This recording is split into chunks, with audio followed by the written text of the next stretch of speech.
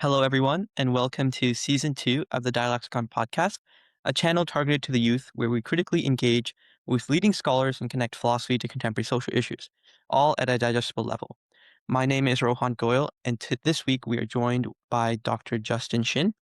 Dr. Shin is a postdoctoral embedded ethics fellow in partnership with the Institute for Human-Centered AI, as well as the McCoy Family Center for Ethics and Society at Stanford University. He also holds a PhD in history and philosophy of science from the University of Pittsburgh. Hello, Dr. Shin. How are you today? Oh, I'm doing well. It's an absolutely roasting day. It hit Yes. 100 degrees today, but I'm glad to be inside. Me How are too. you? I'm doing well. Similar experience. Haven't really gone out much today. Okay. So what I wanted to talk about is some of your own works. I think we'll start with your PhD thesis, which I managed to take a look at, and then we'll start talking a little bit more about your more forward-facing public policy views and your take on, I guess, what's happening in the status quo. Um, yeah. So, like I said, I took a look at your PhD thesis on agent causal fairness. And so this is quite interesting because I saw a lot of graphs, and graph theory is very near and dear to my heart. So I wanted to start with that. So maybe we just start with the title. Do you think you could explain what agent causal fairness entails? Sure. When we're thinking about fairness, sometimes, we think about fairness in terms of everybody getting a certain minimum, right? So one common example, say you're trying to divide a pile of candies between two children who are equally entitled to the candies, you know? And so one way to say it is like maybe all of them should get the same number of candies.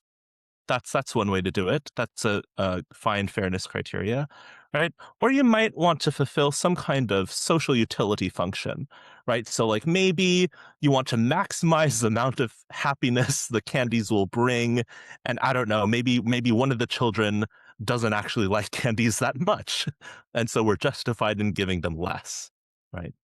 But another way to think about fairness is to instead think, um, the process by which we divide candies gives all of the claimants about the same level of control over the outcome, right? So one example is a drafting procedure. Like in the NFL draft where people are drafting players, or perhaps I use the case of a no-fault divorce. Maybe you have a no-fault divorce, two parties, they're both equally entitled to jointly purchased goods, but it's furniture, right? You can't cut it in half, you'll destroy it, right? And so maybe the judge will say, okay, well, we'll put all of the goods in one pile and we'll just take turns picking one after another. So Alice picks one and Bob picks one, and so on and so forth. We accept these kinds of procedures because they give each agent about the same level of influence over the outcome, about the same causal influence. So that's agent causal fairness, right? But it doesn't have to be the same level of influence. We can consider times when we are justified in giving one person or one player more influence than another. For example, in the NFL draft, they start with with the team that has the worst standings, right? And that's a fairness criteria. They say, oh, this team isn't doing very well, so they should get the first pick, Hmm. right? That's a consideration of fairness, where we intentionally give one of the players more influence over the outcome. Or perhaps in the judicial system, when we're trying to decide on the sentencing for someone who's prosecuted for a crime, right? We give the judge, a lot of causal influence over the sentencing, right? Within sentencing guidelines. And, other people also have some influence, but not very precise influence, not very strong influence, right? Compare a character witness, who goes on to, maybe it's like the person's grandmother. And Yeah. the grandmother goes on to the witness stand. They say, oh, my grandchild is such a good person. He always helps me with the dishes. Right. Maybe that'll have an effect, but it's probably not going to have as much strong as an effect as a judge. And we're justified in doing that. We say, well, the judge has all this training. The judge is concerned about consistency across their judgments. And those are all reasons that we might want to give them more fairness, or Sure. sorry, more causal influence than others. No. Okay, so and in this criteria, fairness would be achieved when all the players have equal causal influence. Or when all of the claimants have, I would say, an appropriately tailored level of Okay, causal influence, sure. right? Just in the case where we have something like the NFL draft, where we have reasons to give someone more influence than Okay, another. sure. And I guess you've sort of outlined three different like criteria for what fairness means. You briefly mentioned on two, and then sort of your own that you studied. Um, how would you divide the duties that are assigned to each of these criteria? Like when are each useful? Is there some sort of fundamental way of approaching when to use one over the other? Well, yeah. So sometimes the fairness criteria demands things of us that we cannot provide, right? So, for example, one fairness criteria is everyone should get um, one nth, where n is the number of players, of the value of the jointly acquired goods, right? So let's say the pile of goods is worth $1,000 and we have two players. Well, then each player should get exactly $500 worth of materials, right? But that might not be possible, right? The pile of goods might be such that no combination of items add up to $500, and cutting an item in half might actually depreciate the value of the total pot, Mhm. right? Um, or you might be in a position where you have to decide on a procedure in advance, right? Think about like how the founding fathers deciding on how to set up our voting systems, right? They're in a position where they have to decide on some sort of fair procedure, but they have no idea what people's preferences are or who's going to run, Mhm. right? And so those other sorts of fairness procedures are not available to them. The best they can do in that case is to attend to whatever fairness they can at that time, right? Yeah. And do you think there's a place for I'm just trying to cover each of the three you mentioned for like the social utility sort of framework of fairness. Like, where is that preferable over the other ones? Oh, hmm. So, I mean, I suppose if you're someone in public policy, the social utility might matter very much. But you can have social utility arguments that hit not only on the outcome, Yeah. but also in influence itself, right? So, for example, there's a tradition of the capability approach advocated by Sen and Nussbaum.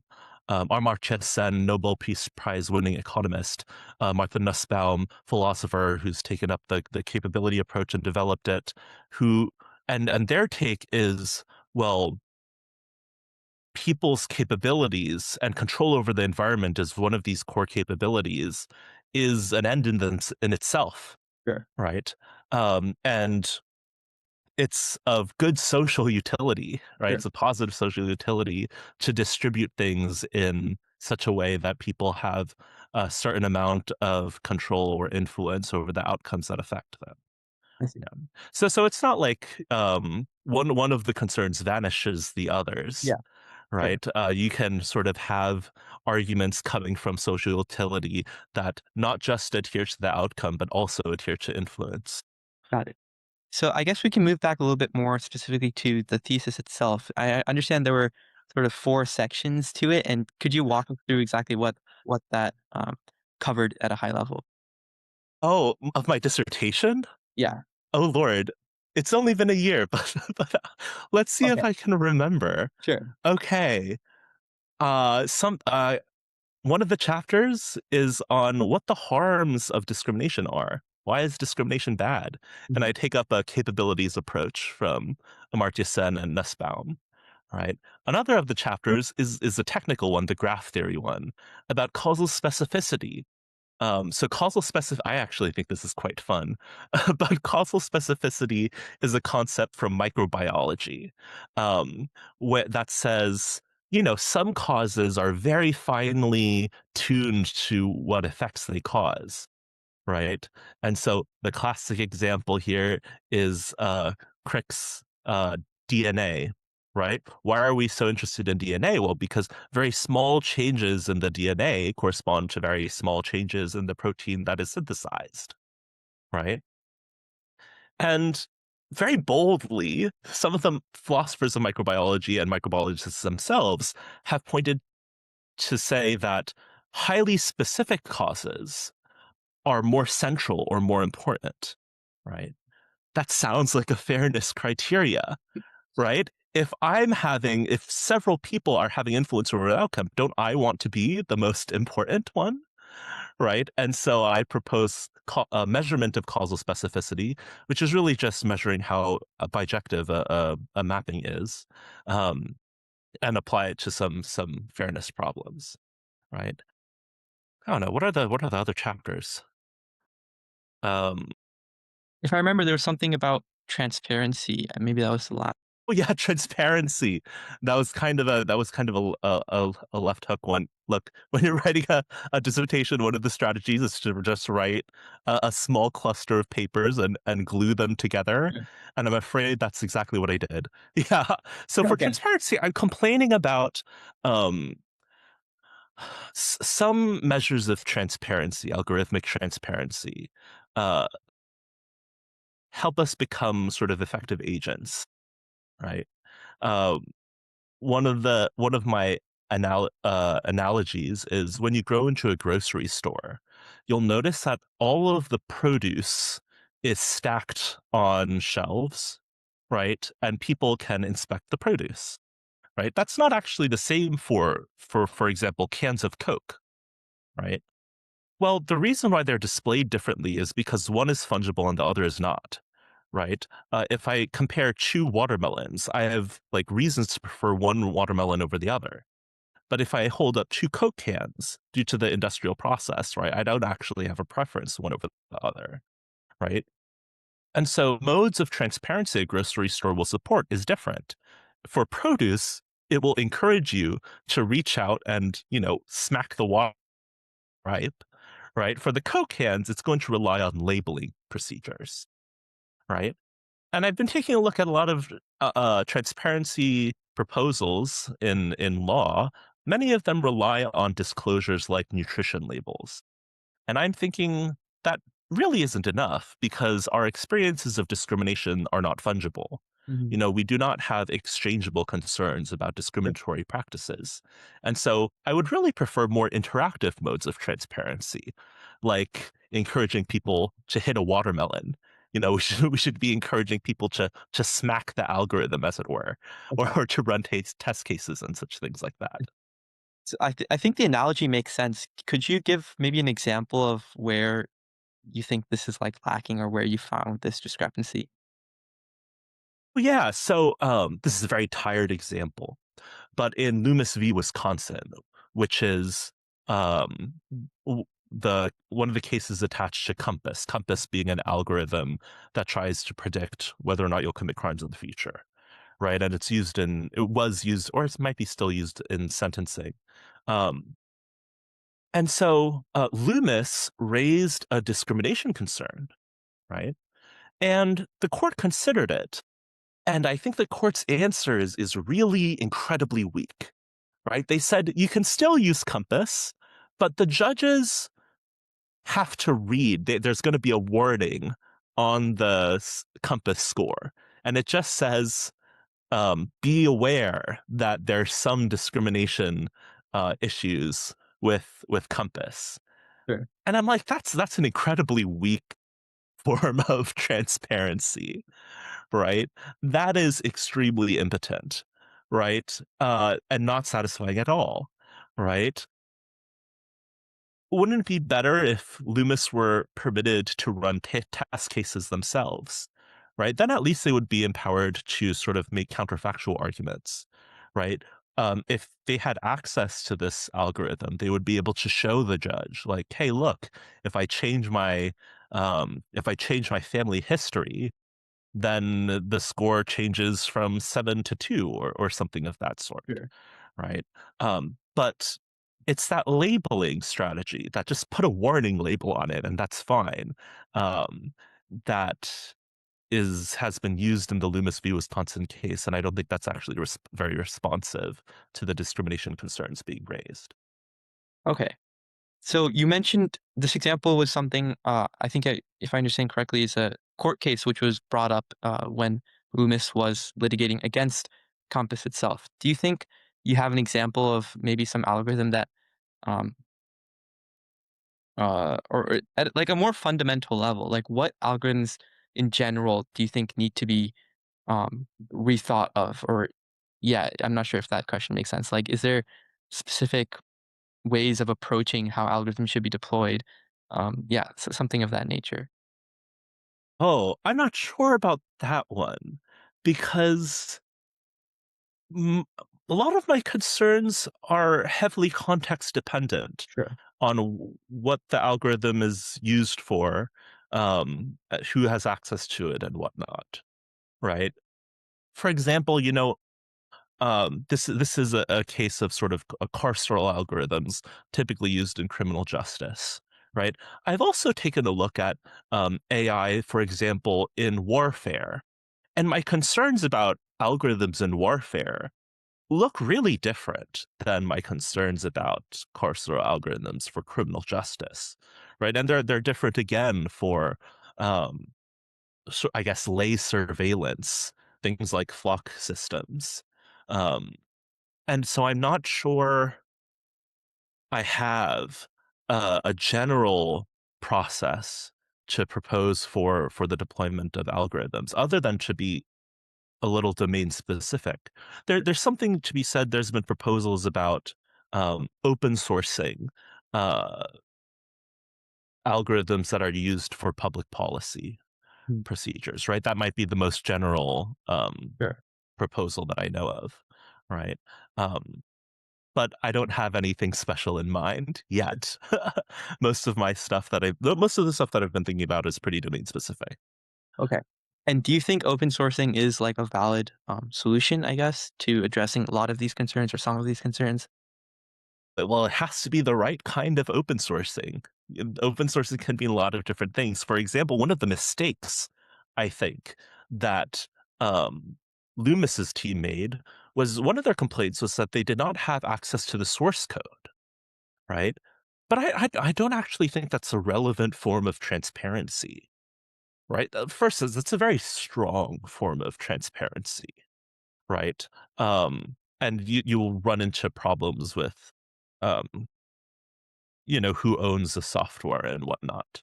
Um, but to empower a defendant, you might not actually need access to all of the source code. That might not even be very helpful, right? We need some more modest level of access. The ability to run test cases doesn't imply free access to source code, right? And transparency in AI models, there are different modes of transparency still. Usually, it refers to releasing model weights, but you could also be transparent about the data sets that you trained on and things of that sort. Right, different sorts of concerns will call for different sorts of open Sure. sourcing. Okay. Yeah, so we'll definitely return to this topic of AI and LLMs and such. But I just wanted to briefly jump back to this topic of discrimination, which you briefly mentioned. So, could we just expand a little bit more on that? And could you just talk about what discrimination means in the context of what you were studying and maybe even define what discrimination really looks like? Okay, well, I'll give you a fun case Sure. to think about on discrimination. This is Barrage v. FedEx, right? So Barrage is a truck driver, and he's suing FedEx on discrimination grounds. On anti-Mexican discrimination, he says that they've called him anti-Mexican slurs, um, and was subject to various sorts of anti-Mexican abuse, right? However, Barrage actually is not Mexican. Barrage is biracial. He has one white parent and one black parent. So they were just mistaken in that he wasn't actually Mexican, right? Okay. The court says that this is actually not protected under Title VII discrimination proceedings. Isn't that interesting? Yes. Because he's not actually Mexican.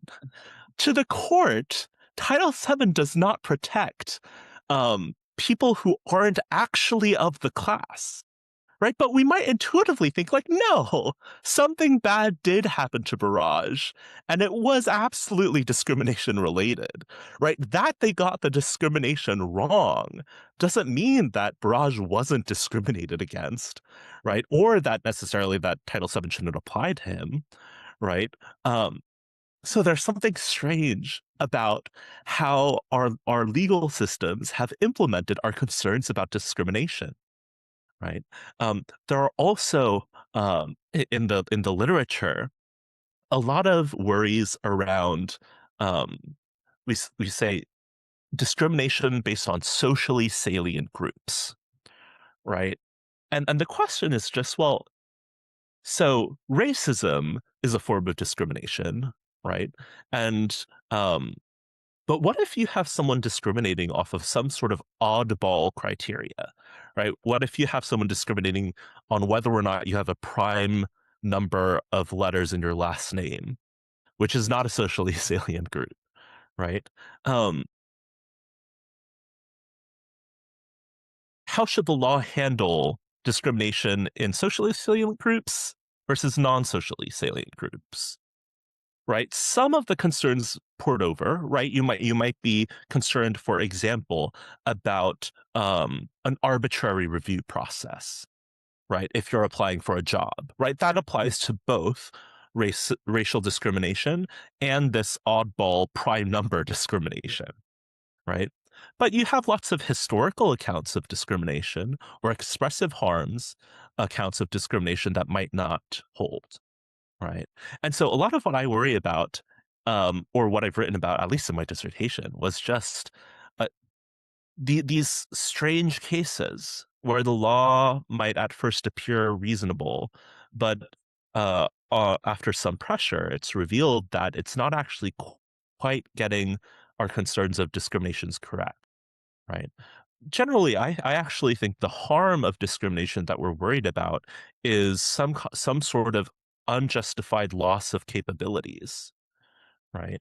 Um, we're worried that we become less capable agents under discrimination. Right? One thing that helps us handle is cases of quote unquote success under discrimination. Suppose you have, I don't know, Walmart v. Dukes, one of the largest attempted class action lawsuits, discrimination case, right? So Dukes is an employee at Walmart, and Dukes actually makes a charge that Walmart is institutionally discriminating against all women, right? Now, uh, the class action is actually every woman who has ever worked at Walmart is named under this class, which is an absolutely huge class, right? Now, Walmart, um, one of the things that Walmart says is that, so you say that, we discriminate in pay and promotions, right? Are women who were promoted and there are women who received raises, right? So shouldn't they be excluded from the discrimination class, right? And law has said this is not necessarily the case, right? Um, But if you conceive of the harm of discrimination as, I didn't get the job when I should have, Sure. right? That is actually going to exclude cases where women are discriminating against, but actually succeed in meeting that high bar. Right. And that's one of the more common sort of forms of discrimination where there's an arbitrarily higher bar set subclass, right? And just because some members of that class meet that high bar doesn't actually mean that they weren't discriminated against. I see. And I wanna return to this clause of socially salient groups. Can you explain where this appears and why this exactly arises in terms of like defining what discrimination is? Well, yeah. So the language around socially salient groups comes from people trying to figure out um, why we might have the intuition that racism is especially bad compared to prime numberism, right? Yeah. And arguments that, and there are many good arguments for why we should care about racism in particular, Mhm. right? Are trying to defend that certain socially salient groups, um, discrimination against certain socially salient groups is worse Yeah. than discrimination against arbitrary groups, right? And some concerns you might have of discrimination might be stronger for socially salient groups than others, right? So, for example, there's literature discussing humiliation accounts of racism. A Mhm. part of this is when like stop and frisk was big on the news. There were some philosophers that wrote about stop and frisk, especially about humiliation, um, how humiliating it feels to be singled out in an airport and patted down and things of that sort, Yeah. right? You might justifiably think that humiliation on grounds of socially salient groups is much less than humiliation against arbitrary groups due to some historical context, right? Um, right. There's no historical context that calls out prime numbered last names, right? But there is historical context on issues of race, right? And sex discrimination and so on and so forth, right? But a lot of sort of so that there are concerns like that attend to socially salient discrimination more, but there are also accounts of the wrongs of discrimination that seem to not care whether or not it's socially salient or not, Yeah. right? Arbitrary review process is one of them. I would be scared of that in both cases. Actually, I wouldn't be scared about it in the second case. I have a composite number of letters in my last name. But if I were to have a prime number of letters in my last name, then I would be worried. Like me. Right? I guess I Yeah, should be worried. exactly. Okay. So, I guess on this topic of like having a historical context, why is that considered like it seems like a very philosophical question, and obviously you mentioned that this is exactly the field where philosophers sort of play a role. Could you maybe talk about why like humiliation is tied to some sort of historical context if you're familiar with that field in any way? Well, yeah, sure. So, part of humiliation, there's a component of humiliation that's around visibility, right? Having others see, right? Um, and because our interpretation of like what we witness can be influenced by historical context, right?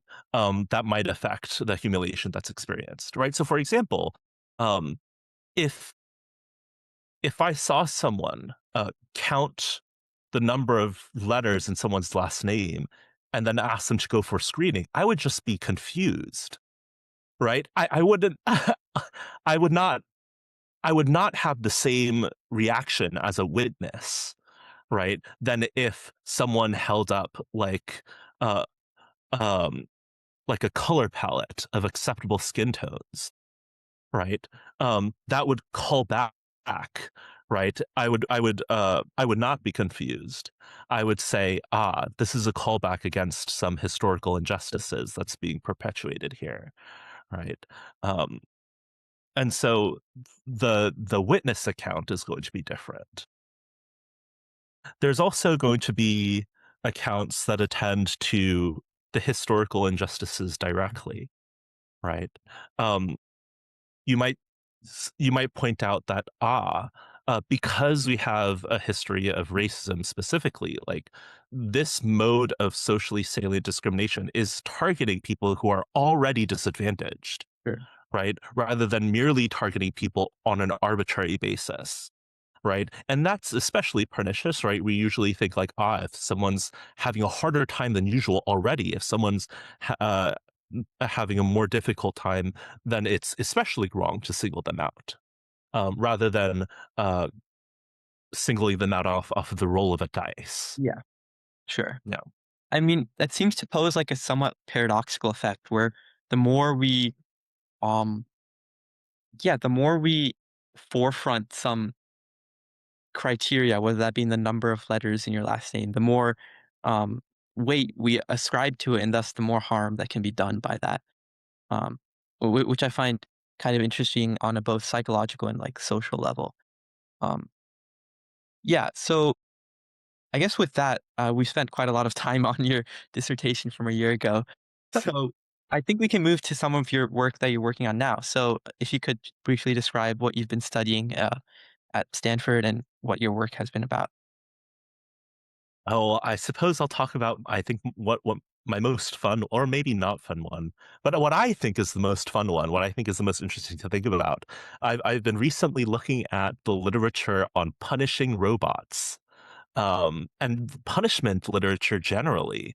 Um, and so there's a lot of papers out there that dismiss robot punishment offhand, right? A lot of papers that go like, well, ideally we would like to punish robots that do wrong, but robots can't suffer, and so we can't punish them, right? And so a lot of people have actually attacked the premise that robots can't suffer. I'm not interested in that. I'm interested in the unstated premise that punishment requires suffering, which I don't think is actually true. Right. So look, the question of whether or not robots can suffer is a really deep question Sure. that I'm not prepared to go into. Yeah. Right. But you can also attack the argument if you can defend the view that punishment doesn't require suffering at all. Yeah. Right. And that seems to be true, right? We can conceive of cases of successful punishment where no one suffers, right? I give an example actually from the education literature, right? So, suppose you have Alice. Alice is a misbehaving student, and she goes and she vandalizes the bathroom, right? And the principal says, they catch her, and the principal says, well, for your punishment, you have to stay after school and clean the bathrooms with the custodial staff, right? And Alice does so, but when Alice comes back, she says, I actually really quite enjoyed that. That was a really positive experience, right? The custodial staff were really cool. We got to talk a lot about about a lot of stuff, right? And I liked it. And maybe she volunteers to do that again, right? And so my question, isn't that the ideal case of punishment in school? But it's also a case where it doesn't seem that Alice suffered. Yeah. She enjoyed the experience. So where's suffering, right? I think maybe a clever way to go about it is actually just go to the original Ben Flew-Hart take on punishment, where they talk about hardship distinct from suffering, right?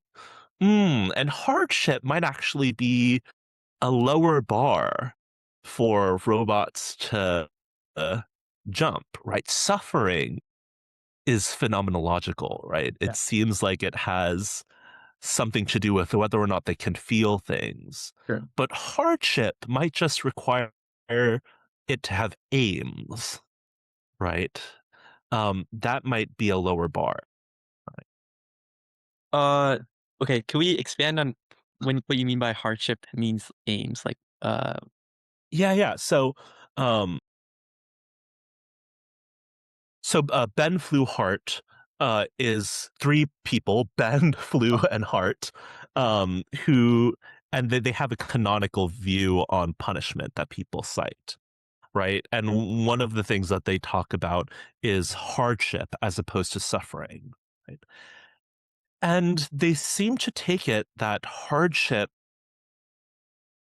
isn't about what you feel, it's about your aims being frustrated, right? Or like your goals being interfered with in some way, right? So you can imagine like some weirdo Bob that loves prison, right? For some reason, he just thinks it's a nice time, right? Um, Even though Bob enjoys prison, We might still invoke hardship upon Bob by making him stay in prison, right? Even though it's not strictly suffering of any sort, right? In that we are restricting his aims, or we're restricting his goals. Or we might say we're providing some sort of friction between Bob and other goals he may have. Right? If you're inclined to think about capabilities, you might say it's a narrowing of capabilities. That's a specific kind of hardship, right? Yes. But, you know,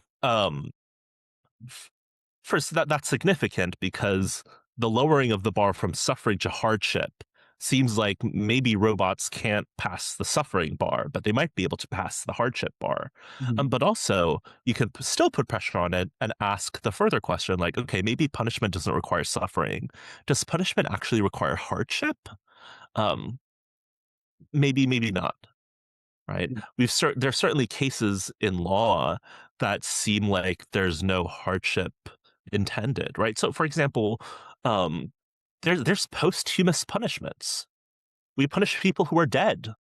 What's up with that? Like, surely that can't be a hardship, right? Or suffering in any sense, Hmm. right? What's happening with like corporate punishments? Where a company is dissolved, but none of the individual people's aims are necessarily frustrated in any way, right? Um, and so, uh, you can either say, you can either try to accommodate those visions of punishment and have sort of a very thin view of punishment that doesn't require suffering or hardship. Or you can reject those examples and say that those don't count as punishment at all, right? I'm kind of more inclined for the first response. At the very least, if they aren't punishment, we do have to explain why they kind of feel like punishment or why we include them in the category of punishment to begin with, right? Yeah. So I'm interested in this because you might wonder why care about punishment so much at all, right? Um, I'm interested. I was first turned on to this topic because of the possibility of war crimes by robots, right? And the literature around war crimes heavily relies on punishment, right? You might think that, oh, well, what about, restorative practices or things like that? But war crimes are kind of unique because first, people who commit war crimes, for example, the My Lai massacre is one of the examples that I'm thinking about. Horrible massacre in the Vietnam War, right? First, I don't think anyone who participated in the My Lai massacre is in any way likely to commit another My Lai massacre, like another war crime. It's actually quite unlikely after the war is over, right? So it can't be for to stop future war crimes. That can't be the response that we're going for. It's unclear what it means to restore in a restorative justice sense the state before a war crime occurs, right? And so the war crime literature heavily involves punishment, right? And so if we're going to port over some of the war crime literature to the possibility of robot war crimes, then we're going to have to grapple with whether or not punishing robots is possible, or whether or not we need a new account mm, of war crimes that's going to be satisfying right. um, when robots do eventually commit war crimes.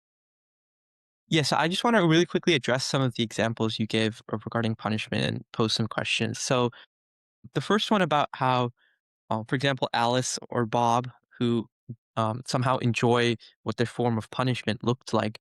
Um, in that instance, isn't there some sort of factor of punishment requiring the offender to be disincentivized from committing the same act again, right? Like, wouldn't it, for example, in the case of Alice, be that Alice would like make a mess in the bathroom or whatever again because she thinks, oh, I'll be able to clean it and that's like enjoyable for me, or something along those lines. Shouldn't there be some sort of disincentivizing factor incorporated within punishment? And maybe that's where suffering or whatever we call suffering sort of plays a role. Um, yeah. There are lots of cases where we might be inclined to punish someone where we don't think that they're going to do it again. right? So the example that I reached for was war crimes, Yeah. right? Like if you the person that was convicted, there was actually, I believe, only one person was sentenced for the My Lai massacre. I don't think they were sentenced because we were worried that he would do it again, Mm. and I don't think that would be a very effective disincentive, right? Um, we might also consider like other sorts of crimes that seem like one-off crimes where someone doing them once doesn't mean that they're going to have a higher likelihood of doing it again, right? I don't know. What if I'm charged with killing my parents? I only have one set of parents, right? I can't do it again, right? But it Yeah. still seems like I ought to be punished for that, even if the punishment does not serve as a sort of a disincentive, right? The approach that I take, like a lot of people actually, um, in cases of things that are not war crimes, more lay examples of criminal actions, for example, there is actually a very strong case for restorative justice.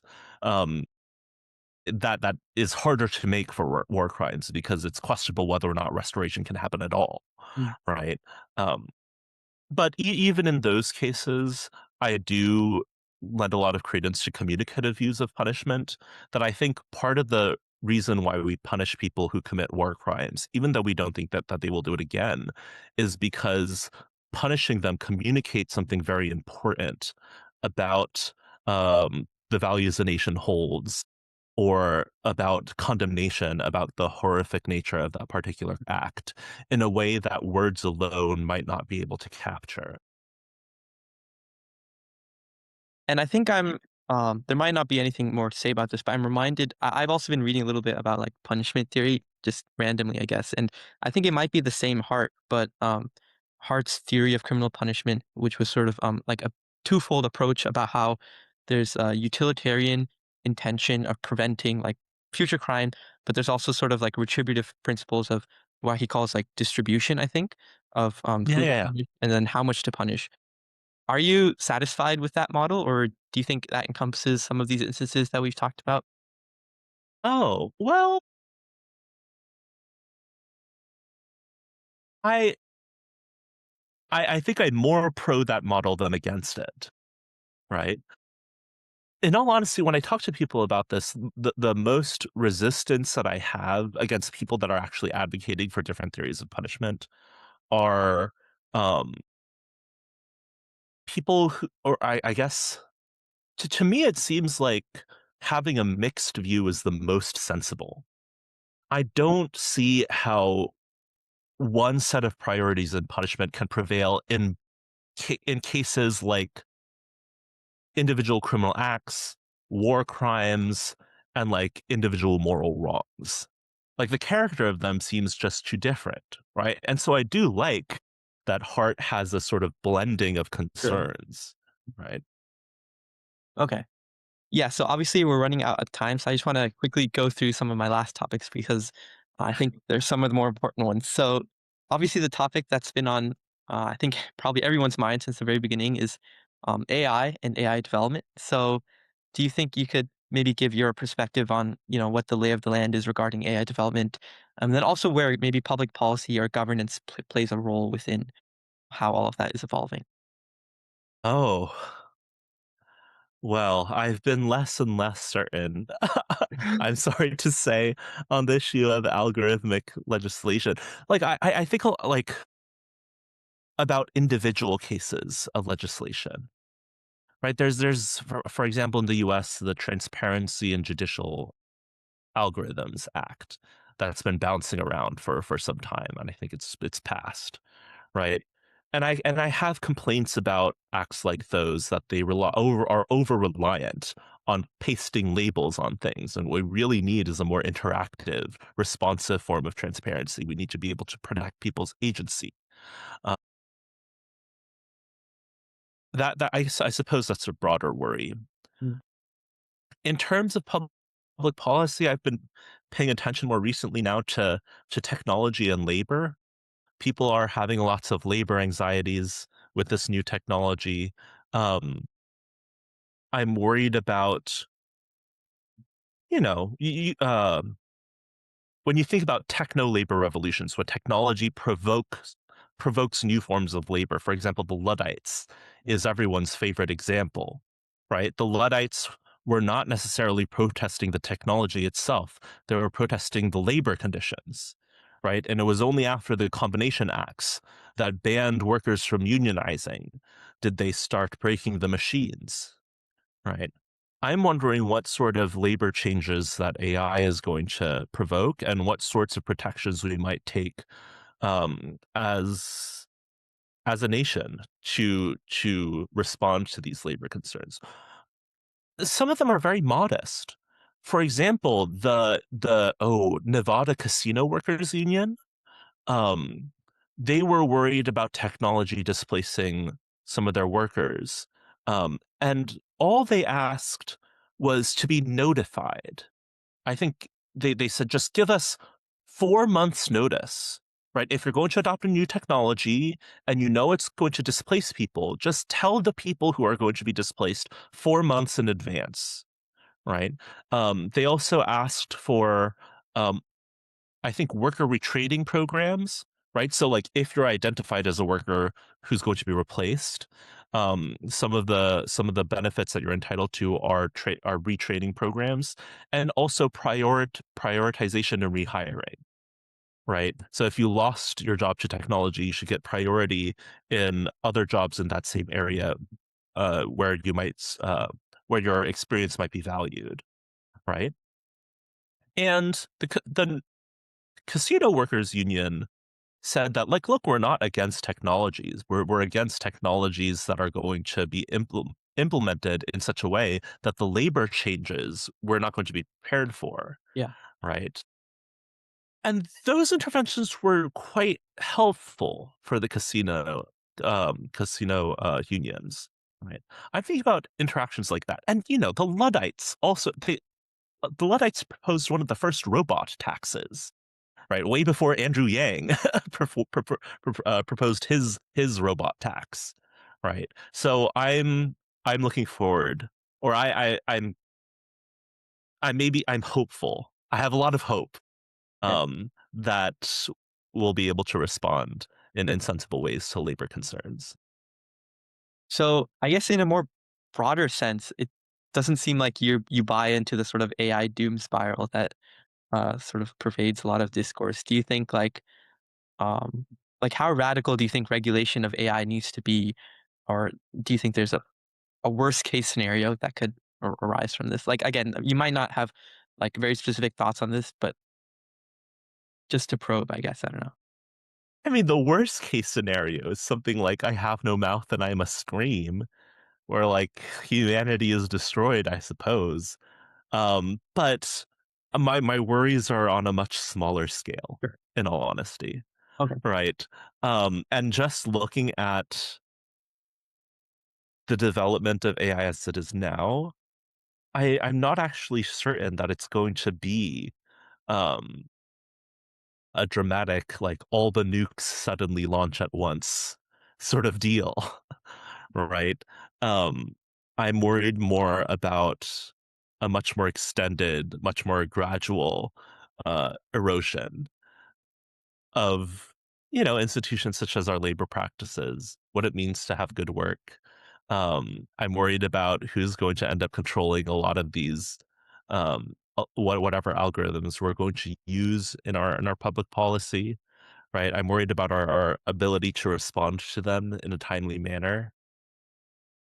I'm Yeah. worried about things being established so quickly and so thoroughly that like the costs of backing out are too high. Right? That's also something that I'm worried about.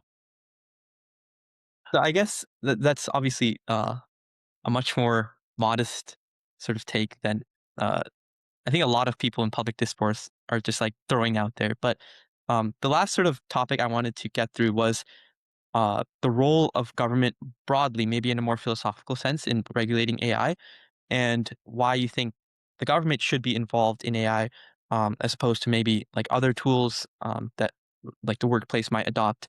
And then also, if you've seen or have thoughts about companies' own internal attempts at regulating their AI, like Claude or like Anthropic released like their constitution or something along those lines. Um, so yeah, Mm. just sort of the interplay between the public and private regulation, and if you think there's some middle ground, or if one should be more taken more importantly than the other, yeah, something like that. Well, in techno labor revolutions, the law has always played a central role. Maybe it will be different this time, but I kind of doubt it. Mm, Right? Even the last techno labor revolution, the creation of the gig economy, right? Um, some of the central questions are being reverberating around um, the current techno labor revolution, right? So, for example, the issues around Uber drivers being independent contractors, yeah. right? Whether what sorts of benefits they're entitled to, what do they need to do, right? And it's not like we had one answer. In France, for example, I believe Uber drivers have to go through the same licensing system that their taxi drivers do, right? In California, we've had Prop 22, right? Trying to place whether or not Uber drivers are entitled to certain sorts of benefits, right? And but those are, I don't know, when I look at the AI constitution, the different sorts of regulations, right? You can try to regulate the development of AI itself, Yeah. right? But you still need to at least carefully consider how the technology is actually going to be integrated into Mm, public life, mm, into working life, into private life, and so on and so forth, right? And that doesn't necessarily have to happen through government. It can happen through other means as well. Um, can happen through uh, union negotiations, as in the Nevada casino workers union, right? That was not federally mandated, right? Um, and so I see it more as a patchwork issue, mm, right? You can attend to how is this technology going to integrate with areas of public life that we already have built out legislation for, right? Then it seems like that necessitates some sort of response, federally or otherwise, even if it's to say that this area isn't covered, right? Which is still a federal response, right? And then there's sort of the internal modes of control on who should be developing what sorts of things and for what purposes, mm, right? Which I'm sure the federal government can take a large interest in, yeah, but doesn't necessarily have to. sure. Okay. So I know I said that was the last topic, but I have one last topic actually, which is about philosophy education, which is sort of tangential to the actual work that you've done. So I know you're part of various initiatives regarding philosophy education. So I would wanted to give you a chance to talk about what you have done in the field, and maybe it's useful to talk about how you got into philosophy and your own personal experience with the field, and explain why you're interested in educating others about the field as well. Oh, well, so I mean, my original interest was in mathematics. Um, and then I got interested actually in philosophy because through Kritika Yagnishankaran, who's also, by the way, at Stanford at the Center for Teaching and Learning. Um, and like one of my favorite areas in mathematics is game theory, right? And then I was kind of disappointed to find out that a lot of the most like aesthetically beautiful results in game theory are not really that useful, right? Partly for philosophical reasons, um, and partly for other reasons, right? Um, I don't know if this is necessarily good advice, but something that I do tell students who ask is I do actually think it's pretty important to study something other than philosophy while you're also studying philosophy. I worry that you're just going to navel gaze too much, and I don't know if it's a realistic worry. But a lot of the people that I enjoy talking to and I work with a lot have multiple backgrounds or are interdisciplinary in some way, right? And that gives them credence when they need to speak to members of another field, Mhm. right? But it also makes their philosophy a little bit more grounded, a little sharper. Yeah. Yeah. So could you talk about some of the projects you've worked on regarding philosophy education? Oh, yeah. Well, so there's an organization called Corrupt the Youth, which is undergoing a lot of changes at the moment. I don't know how it's gonna be, but I'm part of their curriculum committee. I was part of their alumni development committee, and essentially, what the organization did was go into Title I high schools and deliver free quality philosophy education. Mm. Right. I think one of the things that Kritika said was that. Um, there are so many questions of philosophy that people encounter on the everyday, right? Um, and also questions, especially on the nature, on things of justice, on normative questions like what should the law be? Um, how should we live a good life? Yeah. That I think is really important to sort of seed in through an education. Sure. I only encountered it in as an undergrad, Hmm. and I feel like I would have been better served if I was exposed to these sorts of questions, and also some of the answers earlier. Yes, and my new job, I'm going to be teaching philosophy as an assistant professor at the City University of New York, Lehman College, right? And one of the reasons that I'm looking forward to the position is that it's accessible education. The tuition at CUNY is only around $7,000 a year or a semester, I don't know, which is extraordinarily low, right? And I do really, I don't want philosophy to just be an ivory tower Yeah. exercise. I worry about that. I want as many people in it as possible. Yeah. Yeah.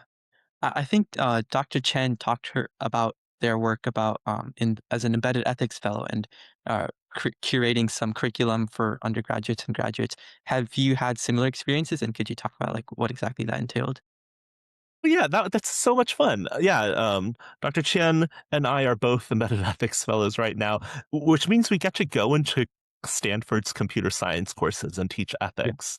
I I I love this so much because first, computer science at Stanford is probably the most impactful place to be delivering ethics education, right? Especially like CS, technology ethics education. And also, I work with the faculty, and the faculty have so many different ideas on what's important ethically for their students. For example, one of the last lectures I delivered was on techno labor revolutions. And the faculty member had asked me if I would be able to speak to the concerns that the students had about whether or not they'll be able to get jobs, right? After graduating from CS Stanford, Mhm. right? Which isn't strictly an ethical question, right? But the broader analysis of techno-labor revolutions is relevant when we think about what it means to have good work, right? Um, so I've really loved meeting all the challenges that the faculty pose and that the students pose because it's a very impactful place to do ethics. Mhm. And the computer science faculty have so many insights, real industry insights on what it's like when they're going to graduate and find work. Yeah. I mean, it's clear you've thought a lot about this, and combine that with the fact that a lot of our audience is meant to be people my age. So, do you think you have any Mhm. advice for people, for young people interested in philosophy or in the topics that you study? Like, how do you think you would advise them to approach this passion that they might have? Oh, if you're doing philosophy of something, you should try to get a good education in the something as well as the philosophy of something, right? So if you want to do like philosophy of math, you better know a lot of math in addition to a lot of the philosophy Yeah, of yeah. math, right? Um, I don't know, my degree program where I got my doctorate, where I got my PhD, was in history and philosophy of science, which is a lot of stuff, Yeah. a history of science and philosophy of science. And I was interested in law, so I was doing some jurisprudence. Mhm. Um, yeah, don't be afraid if you're if you're interested in the philosophy of something, you should also be interested in that something, Sure. right? You don't want to go too nuts with the philosophy. You want to be grounded in something. And you also want to people in the field to understand you, right? You want to be able to talk to them in a way that they understand and appreciate, right? Yeah. Okay. So I won't take any more of your time. I think we can wrap up the episode here. So thank you so much, Dr. Shin, for your insight and obviously your time. We've gone a little over here. I definitely learned a lot, and I think it was great to hear your sort of knowledge across various topics, and I'm sure our audience enjoyed it as well. Well, thank you very much for having me. I hope you stay cool. You're a great interviewer, Thank you. and I look forward to watching it when it comes out.